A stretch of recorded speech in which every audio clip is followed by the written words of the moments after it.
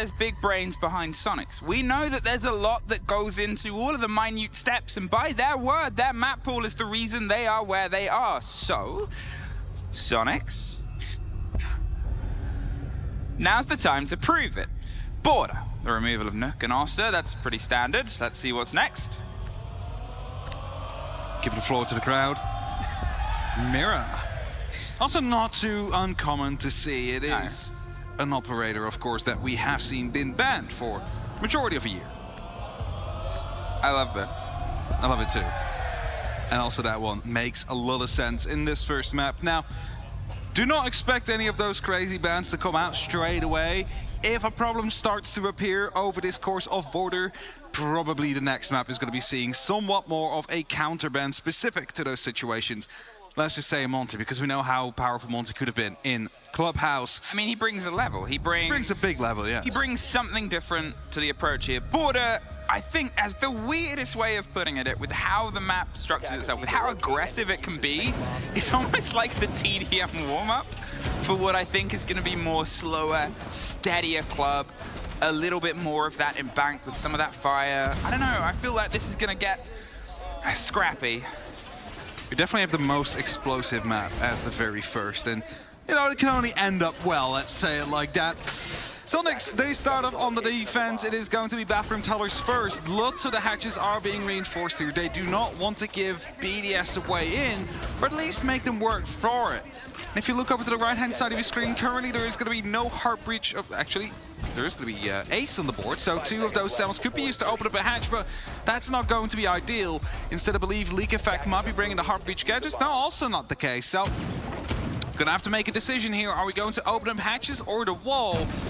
And that might aid Soniqs later down the line. It really does come down to the extension of the defense. How far are you going to push yourself out here? The starting strike is, I guess, an answer to that. The width is what they want. BDS want to try and get some control over the tension, force themselves across the beeper, and the narrow drive onto, well, and maybe underneath 90 as well. It starts as this, though, finding out exactly where they go. If you're unfamiliar with Border, well, you can sort of go point to point in all of about 10 seconds in terms of a gunfight. You really have this, long angles, long openers, that BDS are sort of prodding and prying their way through, but really trying to work out exactly what the structure is inside. They know that there's angles down towards the construction zone. They know that the middle metal stairs is going to be a battleground, and Sonic seem to know it as well. Gunner, he gets in, steps the first down, and Alem's off the board. Very unfortunate there for BDS. He tried to rappel in, lost his life as a result. This is why you often see players go for a bit of a different approach from an angle that is known to be safe. Soniqs, of course, quite aggressive with the opening there. Lack of a drone potentially to come through, which is why that pickup came through relatively unpunished for Gunner. So well done by Soniqs. Now, they just pull back a little bit. They do not need to be as aggressive as they were at the start, and see and look if they can find some BDS players off guard. At least they have the backup self-destruction, and he's going to start the work. Just saw the back of a player down there, and there it is. He finds Geo, and they pick up Kansan on the swing round as well. That was one on the level and one just below, and suddenly Soniqs has to start to rebuild. It's a fight. A scrappy one just out here, and the run out of Rexon gets caught out by Renshiro. Has a bit more of the control. Grixer, he's tucked, waiting for the inevitable, and the inevitable is close to swinging around the corner, but there is still support and a minute left. BDS do not have to rush.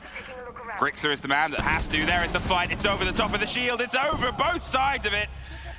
Can Grixer escape without the rest of it? He knows that they're sort of watching all of this. The swing's going to come round. Can he get a bite out the back of it? The grenade and the throw around over the top. It's pretty pitch perfect, but they don't quite know where he slipped to. He's blinded. So are they, but they do find it. Shaiko.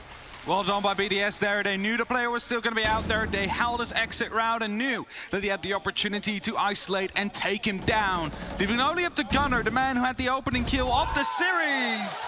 And it's Shaiko that shuts him down. That's 1-0 for BDS.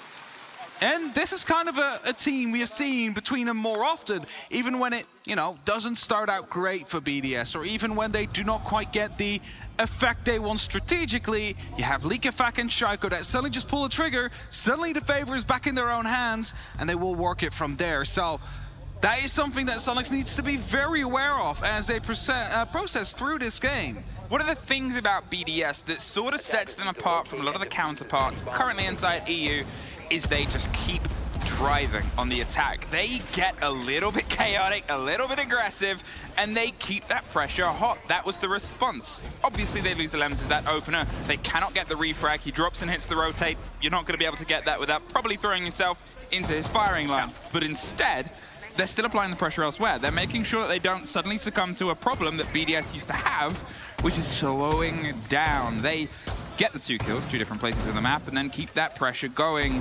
This is what I mean by it's going to get scrappy. It's going to be a brawl between these two teams because Soniqs are also very capable of that. They are very capable of gunning back. I mean, we've all seen it happen. And that against the Renu BDS and Likafak as that extra, well, you know, addition to BDS to really up that gun skill. Can only promise for a very explosive bank and well, border first down the line. 1 map too early, 2 maps actually. So BDS, they got that first, but they know there's more to be gained. Sure is putting up some pressure from the balcony outside. Knows there's going to be at least a player in either break room or CCTV. He's hoping to relocate them by sending some bullets down range, but Gunnar is waiting patiently. He's not overstaying his welcome here. He's making sure that he stays safe, most importantly. The pressure is sort of mounting all around him. He's going to see if he can get a route out. The ping is there. He pulls himself back. You're getting Rexon rotating towards 90 as well, just to give themselves a little bit more strength in the fight in the wiggle room. But buried underneath the precious call of the E1D as they're going to see if they can try and maybe get that buck right underneath the player. It's a hunt for the footsteps, checking the angles, and instead might even try and drift the stair set. I think that's exactly what I want to do. Just push up the metal stairs, see if they might be able to find one off guard as the back of it. The grenades are coming in. Geo just enough time to fall back. Gunnar taking a lot of damage in the meantime as well. Has to rotate back through. Goes through 90. Knows though that the door might be watched. Will make it safely into the fountain with a lot of damage already done as Likafak starts opening up from below. Shaiko, he's holding onto the angle. They're trying to force the player to have to leave. They've got one on the upside down rappel, and, well, Efac's going to rotate underneath the hatch and maybe try and open it up from his own accord. They want the player to try and go for a drop. They want to sort of force them into a tricky situation of make a choice. Well, there's the choice made. There's the reveal of the player. They drop down just in time, and Rexon is the one that gets a kill out of it. Brede gets caught out. Gio's just going to have to stay on the floor as low as possible with the support coming out, but it's a Lems. Right down the back of the armory sight line that leads all the way towards Africa. The swing gets taken out. Shaiko caught out. Gio is battling and fighting and crawling his way out of some safety. A cold kip, 50 seconds. They have time. So some pressure coming down from that hatch just a little bit earlier, but the rotation had to come through. Likafak now close. There is going to be another kill to come through. Gio dies, but Gunnar instantly trades him out. A 3v2, and Shiro and LMs both low on HP. They need to make something happen. They need to find a kill somewhere and then see if they can lock off any rotations back towards the site. This is the problem now. 30 seconds, and you can see it's a set. Soniqs, they're more than happy to play this consistently aggressive game. Respond, lean in, and go for these shots that, well, do things like that. Dropped across the bow. The hold of Grixer on the backside of the lockers, leaving just Renshiro in the 3 versus 1. Barely any time to get it together at this point. It's Soniqs to lock out. We're one apiece. The office took a little bit too much pressure there for BDS to take fully under control. A bit too much man count loss, but that's okay. One apiece is still something acceptable for now. 4-2 is what BDS will be aiming to go for, though, here on Bank. Bank again, border. I keep on messing. You are having trouble. I'm ready to go for Bank, but it's not going to You can't even have the excuse that we woke up early.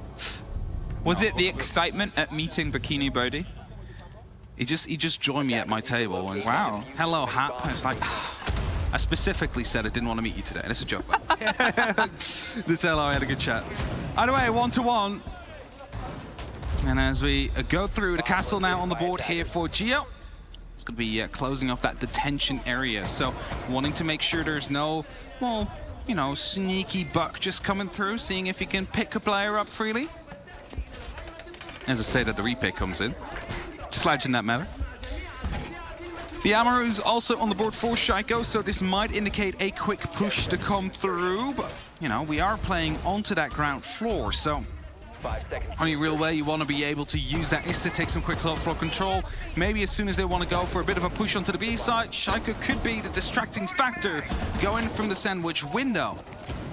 As Sonic still preparing themselves onto that ground floor. The blitz as well on Brede. That is going to be a truly decisive factor here. It's not the most common pick. It's not the most common pick in the pocket to Brede, but as Shaiko takes the quick zip, there's the fight and the call of the play. They might get the idea that something maybe fast is happening. The smokes, the drive, the drop of the default, and they're inside trying to stick the kit. The protection from the shield is offering enough. The blinds, but he saw the player. Grixer gets Brede and Alems gets Kansan though. The kit is cold. They could not get it locked down on the back end. Soniqs are just the response to slip past the window, but it's Renshiro that's able to finally find one more body. However, with the kit and Narnia and the call on it, everybody's sort of watching around, and they've got to see if they can try and find the long route through. Soniqs, they got a bit of a back line here. The missed kill from the Candelas across the top is probably going to be something that bothers the swing round, as it's had to lead to this, an entire second build-up.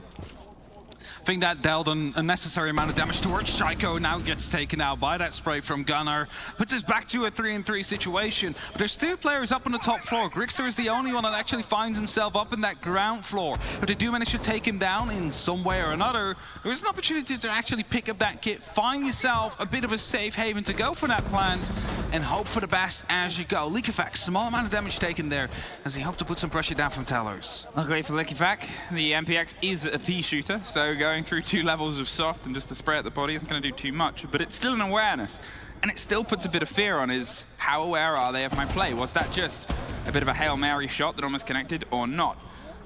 The one problem that might lead you on the back end of this is after an attempt at a rush like that, you're really not left with much in pockets. They have none of their shot utility or thrown at this. They're just going to have to see if they can try and build it back on the end of gun skill, whereas at the same point, you still got what is most of a point held and put together by the side of Soniqs. Their actual lock-in wasn't too contested, but look at this. For congestion, Efak, he's dug himself inside. Alems is trying to draw some focus. The smoke cover on the far end, and Gunnar does find him in the core of the side. Can't get the second. Alems responds. They don't have that vertical control. They're being popped by the bulletproof, but the kit is theirs. He slips his way past. He slips his way right to the back end of a Valkyrie. Do they know he's there? Grixer seems uncontested.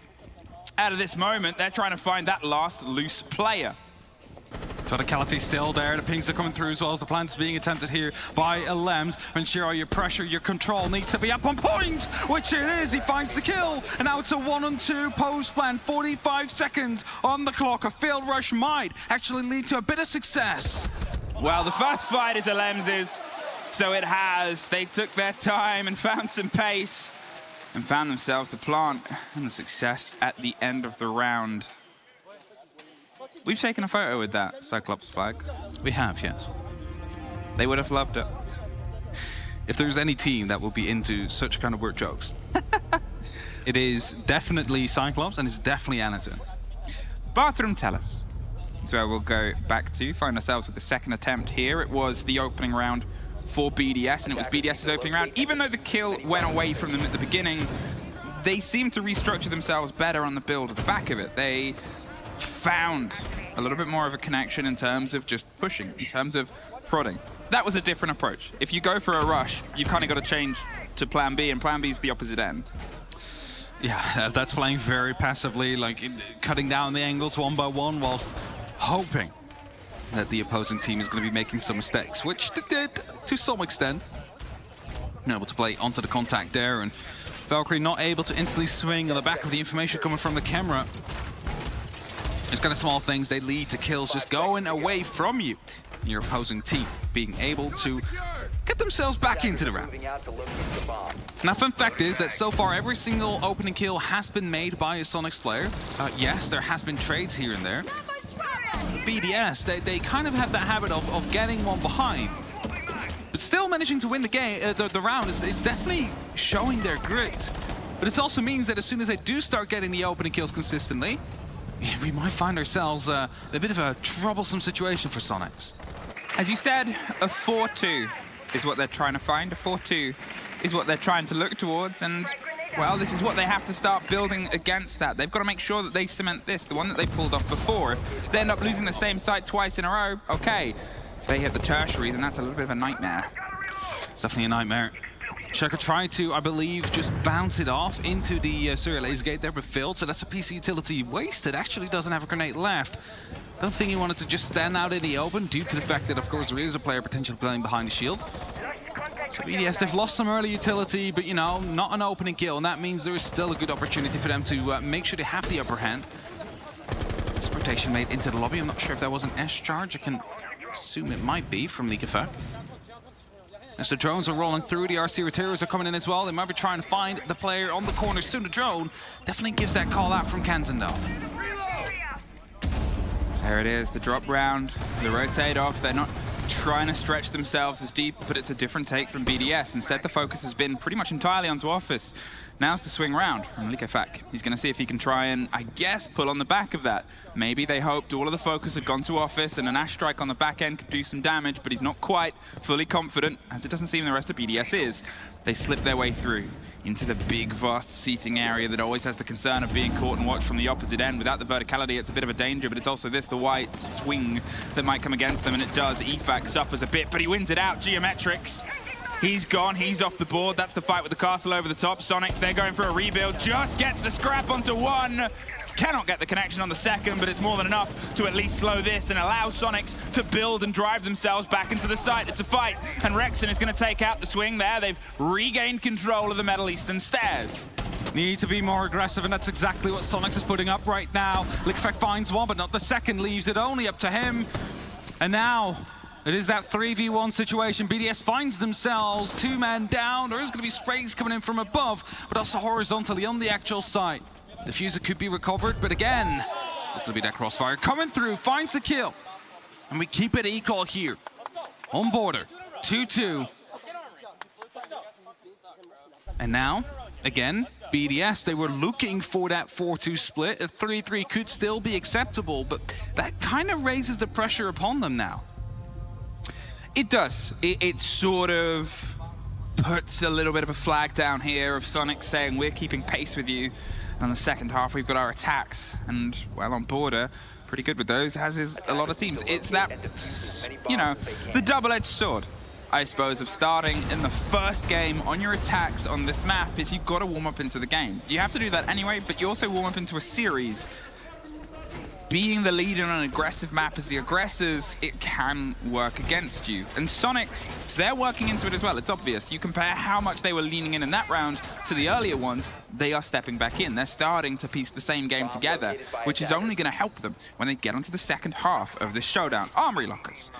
The old traditional. That's where we head up to next. And we saw a very late bulletproof remove before. We saw Mew Jammer being placed onto the hatch in the sandwich area here. This is to stop anybody from opening it up from below. Of course, we saw that with the Buck earlier. You can also do that with Hibana or Ace from down below to make sure that the hatch opens up. You can put the pressure down. Using that Mew Jammer is going to be stopping that completely due to the way that the radius works, which will allow Geo to stay in a way safer position this time around, not having to worry as much for the player down below. Just really the grenades that are coming in from the top. So I like that little adaptation we're seeing. Little changes. That's kind of what you hope to see in these kind of semi-finals, right? It's like, okay, you play your defaults in the first, and after that, okay, this is how they countered it. How are we going to be dealing with this on our second time round? The guns of BDS, they're generally falling pretty even with each other. It's just been a little bit sharper from the side of Soniqs. They've been able to have these crossfires that have worked into their favor. As BDS find themselves back balanced, they need to try and put a bit of distance through a first pop of damage there over Geo. Doesn't quite get the confirmed kill, and they're going to pull back. The sprays over the top. Gunner's just tapping and swinging out the long angle versus Renshiro, who doesn't entirely want to throw himself into this fight. So Shaiko steps up, takes Rex. 90 goes. That makes the position held inside CC much trickier now at this point because you don't really have a direct route through Renshiro. He's going to see if he can push that. The pings come across. There's the reveal of the player. He's hopped up. The Gon 6 goes close. In case there was a Banshee just tucked around, I assume. The angle goes against them. Geo's caught out inside Office as well. 2 bodies gone. All the pressure onto CC. There goes Fountain as Alems bites round on the back. Gunner is watching from range, though. Can he slip and slink away? He puts the fight onto Renshiro, who wins it out, just leaving Grixer tucked by the chairs, waiting for the first to come from 90. He knows the rest are not going to be far behind. There's the spray on the first fight. He's tucked behind a shield. They are circling. They are pre-firing. They are planting. There's one. There's not two. Back and forth. Well done by BDS there, even though we did see the extra bit of security inside of the office, they still managed to take it under control, and suddenly when that fountain has been cut through, there's no way back in from CCTV either. So BDS really working into the, slight weaknesses that you have on such a setup, punishing it correctly, finding themselves a round up, but they want to be finding themselves 2 up. So this is a very important round coming up for them as we head back towards the workshop. Attackers need to locate, Which was, by the way, a bit of a clutch situation after the field rush. We head back in round 3.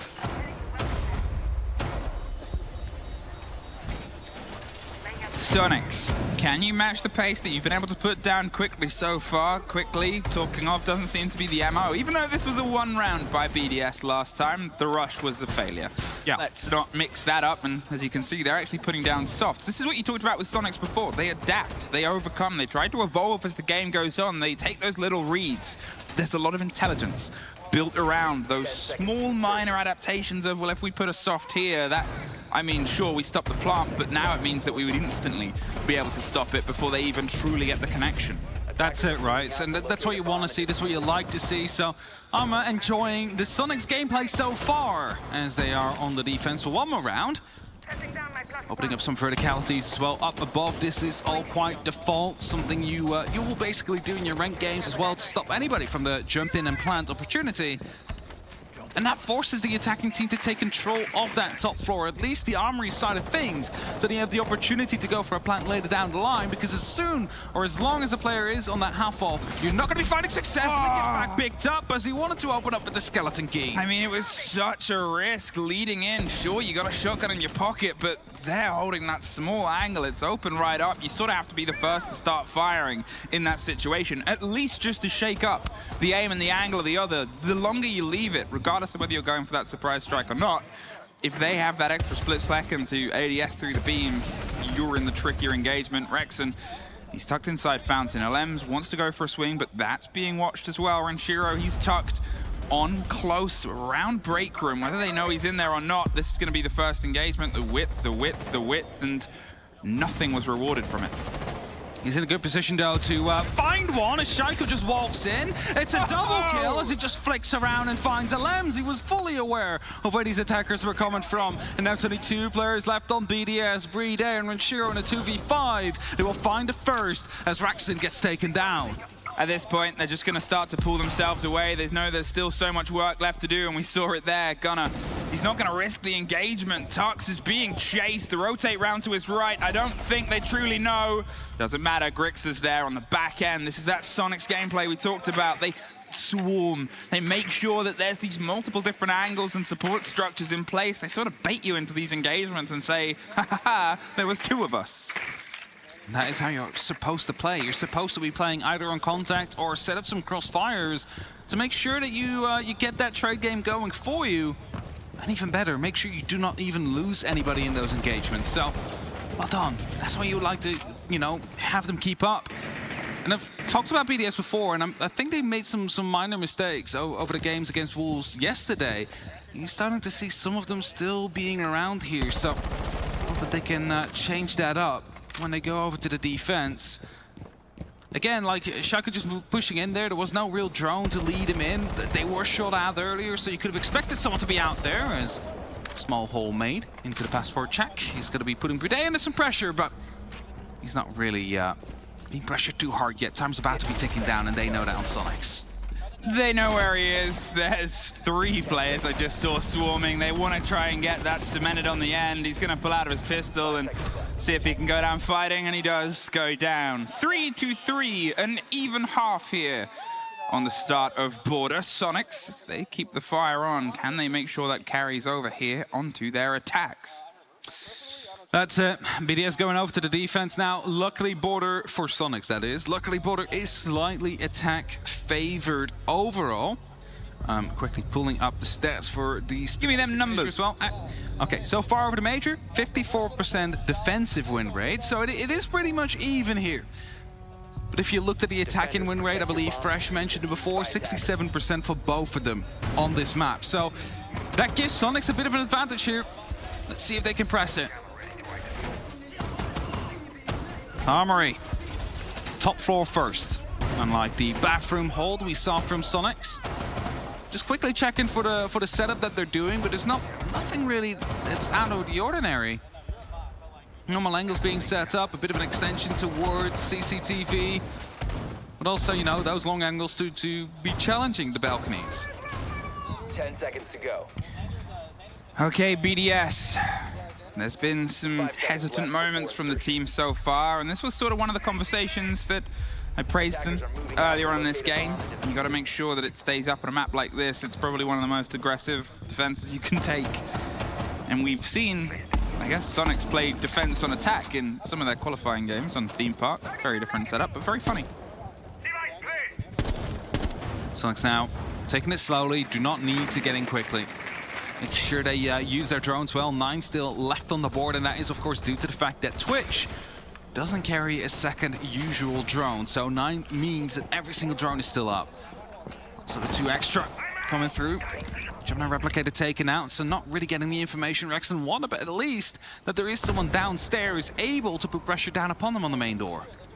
Yeah, very little was received there from that, and well, BDS can sort of sit and wait and bait the approach here of Soniqs. They've got themselves the width over east stairs. The heftily electrified wall is something that might be dealt with by either a grenade potentially popped over the top or a Twitch drone that gets itself as a little bit of a drive. The fact that the ban in that position probably means that, well, if they're paying attention, this should at least... Oh no, it drops out too quickly. The bandit, he loses his middle wall and he's not entirely sure where. He's just picking it up now as well, or at least being ready to. EMP coming through, now he has to go for a bit of a guess where the breach comes through. I think he guessed wrong. Yes, he did. It was going to be the close wall, so the opening is definitely going to be there, and that gives Soniqs a bit of an opportunity to put some pressure down. One of the things now as well is obviously those have all been removed. He doesn't want, or doesn't have one for his close contact wall to his left-hand side. So if that gets a Salma on it, he's got to drop, as does EFAC. Grixer, they're sort of making sure they got a presence underneath as well and saying there's no way out. If you go down, we will be there waiting for you. So Shaiko, he's got to go a little bit aggressive here onto 90, try and reclaim some of this territory, offer some support to a structure that is otherwise being pulled apart and pressure to spray against it. The player on CC window to his right-hand side is circling as you see the slow creep on the far end. Alems, he's going to step up and see if he can try and get an aggressive swing round. The pre-fire fight does not quite connect in the way that he wants. The drones roll on through, 45 seconds, and Gunner finds the second on the back line. Still a player on the half wall though, so if Gunner is not checking his corners properly, he might find himself picked up by the next as he goes for the frost. That's Renshiro taken down, and that certainly opens up the side almost completely before Bride strikes back. They at least get one, but Bride is massively injured in the engagement, and 30 seconds, you know they're about to scream through onto sight. There goes Alems. Gunner with a triple right on the back line, and Bride, he cannot even get a whiff of a bullet, but he suffers the end of it. Soniqs, for the first time for any of these teams, tie 2 rounds in a row. With that, they take that lead as well, making sure that they have the opportunity now to, well, break away from BDS. I mean, their border has looked quite strong so far. Some trash talk coming in from the crowd. So, but the border of Soniqs has looked quite strong so far. And if you look at the entry kill statistic, 5 went to them, only 2 to BDS. It really shows that Soniqs is definitely sharper at the start of the game. Except that BDS has been able to bring it back every now and then because of the big fragging potential they have on their team.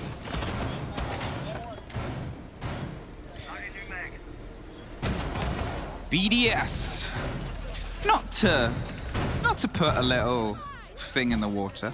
But you were about to. There's talk of a curse. Yes, I know. I've heard of said curse. There's talk of an EU curse that when BDS makes it, EU doesn't.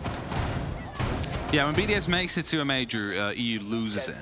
Yeah, I think we'd like to see them prove us wrong here. They're the only ones that can prove us wrong at this point. Yeah, because they knocked out the other European team. They did. So it's like, you know, a bit of a French rivalry going on there. BDS getting the upper hand out of that one, and that means that everything, all the hopes and dreams for a back-to-back major win is now going to be upon them. And as we set ourselves up slightly above the actual site of Workshop, we need to see a bit of that aggression coming out from... Ooh, he's going to go for it. No, he's not. Okay, Gunnar deciding to not go just yet. Yeah, he was looking for the angle, but you have to be closer here. They're going to go for a bit of a 3-2-1 breach and break. You're obviously looking at some of the attention that can be paid. The Candelas are probably going to pop off and draw as much attention as possible. Grixer is doing just that, I think. Going for the drive on the back end and then rotating their way around. There's the single player on the connecting half wall. There's the pressure coming underneath. They've got to take the top with a bit of aggression here. Will they be aware? Will they be prepared? They want to go for the jump in on that window, I believe, but also combine it together with the aggression all over the map so they can get a quick plan down. But BDS is a bit too spread around. It makes it a bit too difficult to go for it either way. Gunnar is in, and all he needs to do now is find these kills up on the top floor, but instantly taking that Malikafak. Yeah, he was ready for that, and he was able to get the quick strike. They didn't quite have enough of the coverage. That C4 it went close to the wall, hoping a player was tucked, and all it's done is open up a little bit more of an angle here. Kansan's getting some support, but they can hold on for now. You can see Geo is going to come up as well onto the sandwich window. You've got Rexon on the far end. They know that they've got to try and cement the kill, and Rexon gets one, leaving just a single player tucked right in the corner. The flashbang is going to do some blind. Kansan just needs to hold the angle. It's pressure from multiple different sides. Ranshiro, he's doing his best to survive, but it's not easy. An air jab as well. That was a bit of a murder.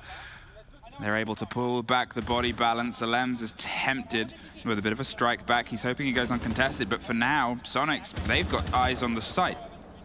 They have eyes on the side, but they do not have it under control yet. I believe they're getting in position, though, to get that plant ongoing, to put 45 on the board. The drones are rolling through. They need to figure out where exactly these players are going to be. They're also droning out that top floor to make sure there's no more flankers on the board. I believe we just saw Shaiko just pass through there. The other side, hoping to bring that aggression back towards Soniqs. Hope to find an opening kill. Here's a bit of noise there. It's going to be Alems now going a bit aggressive. Gave away his position, but he's still going to be able to pick up the kill. Now goes for that drop, of course, playing on the Oryx. Has the opportunity to just hop up wherever he wants. He took a gamble there, and you could see that they weren't quite sure where those bullets came through. There's still a bit of a missed throw, but a heavy hold there onto the site itself. They've been watching that window for forever. Now they've got to see if they can try and watch the plant as they jump in. They go for the spray round, tucked on the corner. It's the first engagement for Shaiko, but he loses a lot. There's Shaiko with one more. Geo, he's pre-firing the angle. There's a flicker of health, but a flicker of time just as much. The 2 versus 1 here. The pop of the Keratos. Oh! It's a knife! Pretty sure the crowd loves that if the cheeky knife kill comes in from the end. It's not quite free yet, but we're... I don't want to put like a worry there for the NA equals free sign. We're 8 rounds in. We're 8 rounds in and it's 4-4, so we're definitely not there yet. It's still pretty back and forth. Twitter doesn't need more fuel. We definitely don't need it. Maybe it does. Actually, we might just want to put more fuel on the fire. It's always fun, right? So, pose up, NA against the EU. That's exactly what we're doing here. There's not many NA fans out here in the crowd, surprisingly. I thought they'd be coming over to support their teams, but you know. Joking. 4-4. And we're headed towards bathroom. Tellers, it is going to be the complete rotation out from BDS, even though the armory was lost before. Top floor, of course, going to be important. You see the hatch open up, so that means that, you know, the defenders are going to be playing the office quite heavily. They do not want to be abandoning this hatch over towards Soniqs whenever they come knocking. And as we see a wide extension coming through, many walls are being closed up here. Castle coming out as well to limit the angles even more so for the attackers if they come through.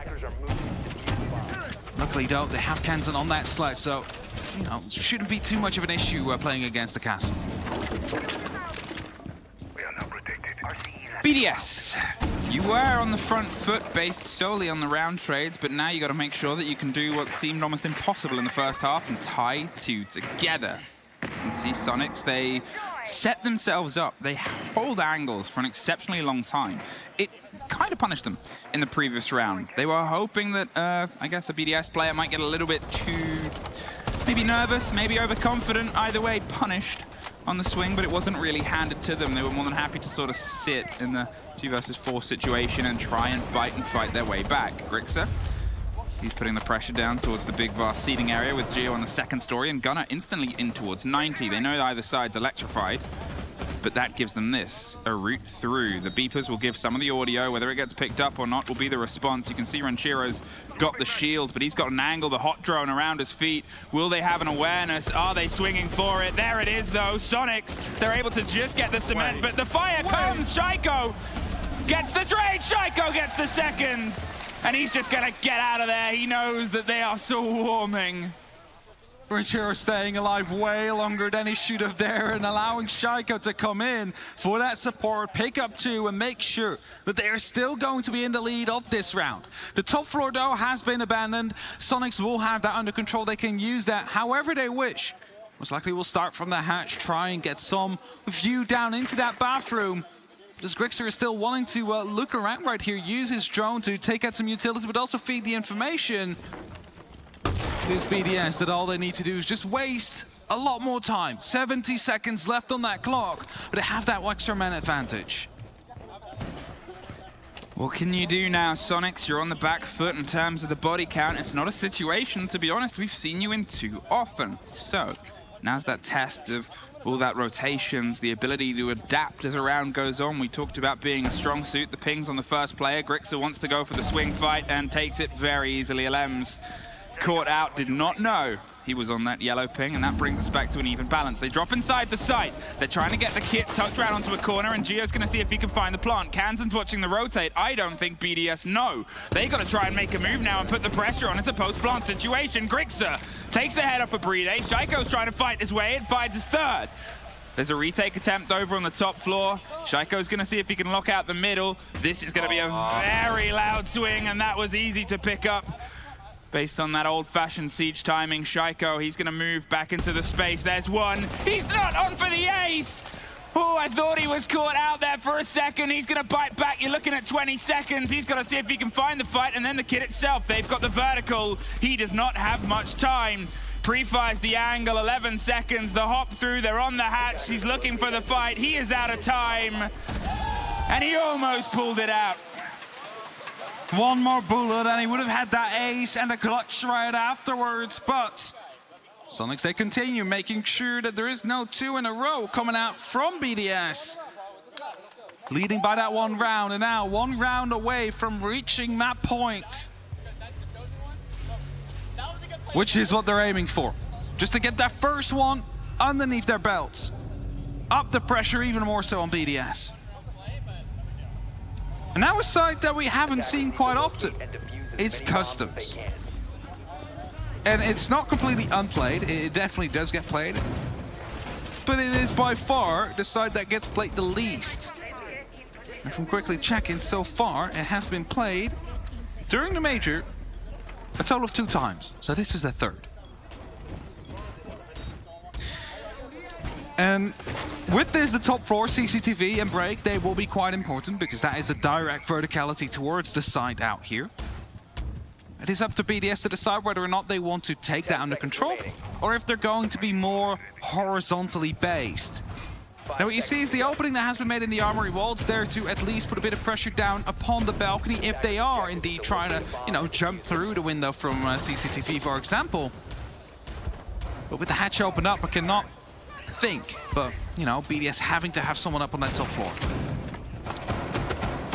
BDS, they need that bit of energy now. They're going to see if they can try and find a response. I guess one of the moments that's sort of struggled for them so far is EFAC not quite getting the same connection with this game so far that he's been able to make throughout this whole series. Rexon almost got the deep dive drive all the way through to the back end. They want to try and pop the back end of this wall, and they're just waiting for the support structure we've complimented Soniqs on so often. The spray over the top, there's nobody to bait it as of this moment in time, and there won't be yet.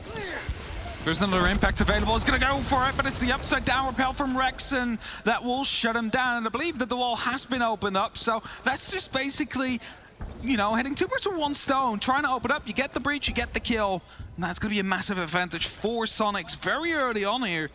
BDS again with a man down now, needing to hold on. And yes, of course, they do have a bit of verticality out here, but it's not going to be massive. You need to make sure you're hitting your shots if you're playing up on that top floor, and at the same time, pressure will be coming back down upon you. It's turning into a little bit of a risky situation here. You saw, obviously, BDS get an aggressive swing round and get called out from just the upside down rappel in that situation. It was well watched, well driven, and well forced here. And I guess that's one of the big problems BDS are having. They're not quite expecting so much of Soniqs to be behind these singular moments. And then this. You have a big rotate. Multiple players try to find themselves a new angle and a new point of breach.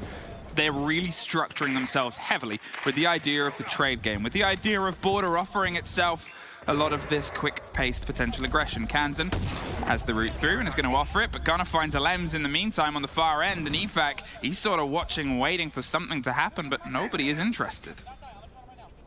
Not yet. No one really wanting to take the balcony. Shaika playing close to the window. I believe he might have just been spotted out. There's a grenade instantly coming through. We'll pick him up. Leak Effect now has to go for a bit of a drop. It's quite risky. Rude gets injured by the player from the ventilation. And now he's on a 1v5 hunt. He's waiting patiently here, not pulling the trigger. He needs to make sure that he's going to be able to find more than one. Finds one, jumps through, hopes to stop this diffuser before it goes down, but the pressure is too huge. And it's Soniqs that get a second round in a row for the second time now and find themselves up onto map point. BDS is struggling at this point, even though it was obviously where they wanted to go and it was their technical second preference map. At this point, the slow start is something that has harped their plans, and we will have attack time out. We will have the conversation here. 2 rounds separate BDS from being able to drive this into OT. One, and Soniqs potentially driving themselves to their map choice with the chance at moving past. You and I actually cast the last major where there was the E versus NA showdown. NA lost that one. Is this revenge? This could be revenge, and again, it will be at the European home ground.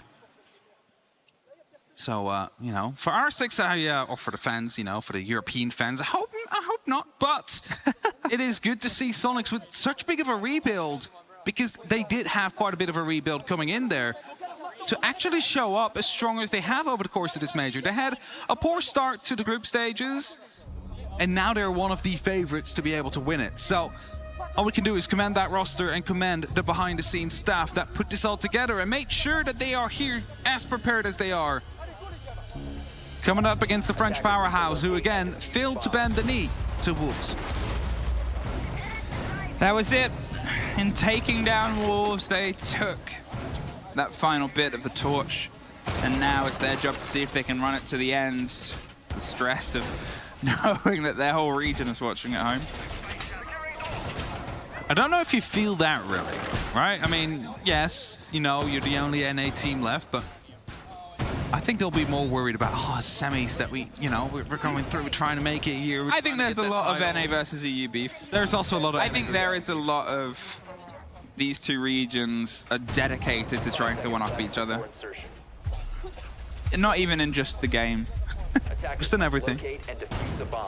BDS, was the conversation something that you think you found the answer towards these very well put together approaches? The intel has been pretty sharp from Soniqs, it's worth noting. They've seemed to have a lot of kills on the back of yellow pings and drone positions that BDS have just been unaware of. And you can see as they start trying to bait their way through, there's Gunnar holding an exceptionally long angle, but Shaiko's holding it just as well. That's just, you know, getting Shaiko. There's nothing more than that. He just swings by, gets the kill. Not even an opportunity for Gunnar to go for a response, who had, by the way, an incredible game. But that's the Dokkaebi gone now. No phone calls coming through, no hacking of the cameras to try and use the utility against the defenders themselves. Shaiko's still going to be a problem around the CCTV area. They will have to deal with it at some point, potentially sooner rather than later as well. I mean, this is the situation you're looking at. Gunnar and Grixa, between the pair of them, having about 24-10 has been such a big factor on this map. Repeatedly finding these engagements, finding themselves, putting the pressure onto the guns of BDS that just have not connected in the same way. Sure, they're even, but when people are putting in a performance like that, you got to be bigger than even. Kansan, he's trying to find revenge to the fight as Gio's going to see if he can stick the plant. Are they going to try and stop it? There's no response. The C4 does not quite get the catch. Oh, it does! Just the wing of Gio gets clipped. They go down. Alem's on the back end, and it's a 5 versus 1. Rexon, he had his feet up in the break room, but now he's got to put down the T and see if he can try and find all the remaining players. He looks for the first, cannot get the connection. The second is his. And BDS aren't done quite yet, a flawless. They probably know, but they, you know, it was so close before that plant going down and that C4 just dropping through the railing just in range to find the injured. That was just in range. And I'm just saying, throwing a C4 like that, or rather dropping it, is such an awkward thing to do because so often it just gets stuck up on the railing right there. Hello. I'll say hello back. Remember you. Hello.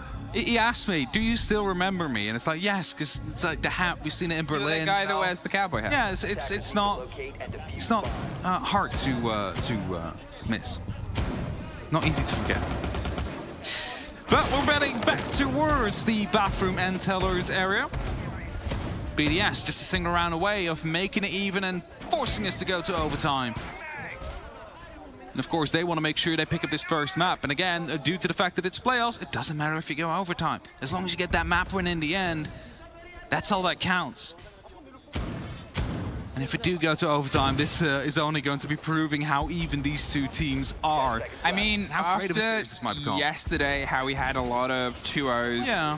you won a full stretch of games. We all want to see 6 maps today. I think we all want to see as much siege as possible. We want to see the best of the best really push each other to the brink, because otherwise you're sort of like, could they have done something else? What else could they have done? If you hit 3 maps, 3 OTs, Let's just have 90 rounds. Let's just you feel satisfied from our end. You probably feel exhausted from theirs, but anyway, that's the joy of being in our position. The struggle now is who will take it. Soniqs with the map, or BDS with the pressure of OT. They start to go for the break. Obviously, there's the swing and the chance. BDS might lead in on the second half of this. I'm not sure what they would have picked for OT. No clue yet either, but I expect it would have gone for the defense in that matter. It usually is the opposing thing of what you have at the moment. By the way, Breach coming through, they're wanting to put up some pressure onto 90, but Liquefact just rolls in. They know they need to go aggressive, and they're doing exactly just that. That's it. That's the lessons learned on the back of the tack timeout here. They've really started to step themselves into the faces of Soniqs. We've seen Soniqs from a man disadvantage pull around back before, and they obviously still have their tack timeout. They'll either not be using it at all after this round, or they'll probably be using it immediately after as we get into OT. But either way, it's turned into this, a bit of a drive and a back and forth. Another swing round, but Kansan is the one that gets the connection this time around, when Shiro could not quite find it. They lose the body, but the rotates just come up from Oryx. He's found himself back into Armory. He's just gone up for a bit of an adventure. Now he's gone back down. Lems, he was tempted by the hatch for a second, but instead, we find a second of silence. Might have wanted to help Shiro there, and as soon as he went down, it's like, I don't really want to give them another 1v1 fight in that matter and, you know, potentially lose it out, give that man advantage back towards Soniqs. So they pull back and they hold. A minute left on that clock. And all that BDS have to do is to make sure they do not take the bathroom under control. That was the issue the previous time. Now Shaiko's looking to play aggressively out here. The sledge is opening up, but he's just playing below that hatch. He's like, come and drop us. I'm not going to be caring too much about it, but Kansan takes him down. Shaiko, the man who almost claimed this round back, but it was on the back of a 4K that was just not quite an ace, and he is the next to find himself sitting out and watching on such an important play. Bride LMs, Liquefact need all the energy of the EU audience, and Soniqs need to just try and make this land. 30 seconds. They go for the drop, the kit. It's so close towards the hatch, the last roll. They know where Bride is tucked. He's wondering whether he goes for the swing. The pre-fire doesn't quite get a body, but we hear the flashes go, and there's the swing. There's Bride. Opens the lock, but Kansan gets one back. The kit should get planted. The break over the top. Kansan gets a Lems. With a quad kill, he is on par for the ace, and that vertical control has once again come back to haunt BDS on this map. The fight is scrappy, it's not quite fully connected. The castle makes a lot of noise. Kansan, he's going for the ace, and there it is! Kansan with the ace, Soniqs with the first map, and the one-up heading into the second. What a way to lock it out there for Soniqs, the ace to come through. And again, the same issue haunting BDS, the top floor. They're not able to hold on to it. That's exactly what Soniqs punished. They pulled up the pressure of the shotgun, they find that kill, the bathroom is clear, and instantly, they drop instantly. They pull that trigger, and instantly, they find success. I mean, the guns there were popping off, and now they've got a break and a team talk, but so do we. We're going to a quick break before we're back with the desk.